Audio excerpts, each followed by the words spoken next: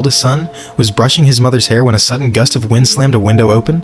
When he turned back, his mother's terrifying face left him frozen in shock. Not daring to stay, he made up an excuse and ran off. Later that night, the eldest daughter, Xiao Mei, who had gone to bed, heard the sound of a bell ringing. She went to check on her mother and saw her standing alone at the window, draped in a veil.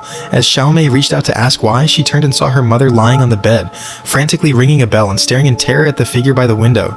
Xiao Mei's hair stood on end as she looked at the woman. Just then, the woman slowly turned her head, revealing a horrifying face that startled Xiao Mei awake.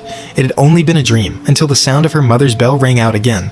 Wondering if the dream was real, she walked slowly to her mother's room. There she saw her mother standing by the window. As she cautiously approached, she glanced at the bed. Thankfully, it was empty.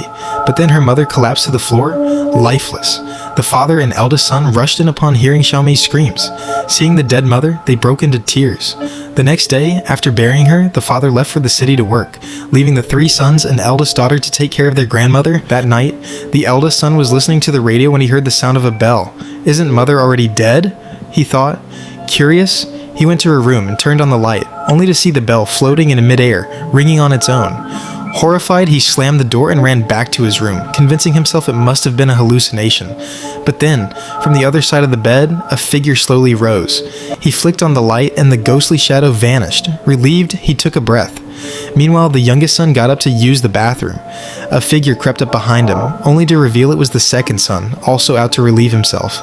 On their way back, the youngest suddenly froze in the hallway. When asked what was wrong, he said he couldn't walk past their mother's photo. The second son thought of a solution. He got a white sheet to cover the picture.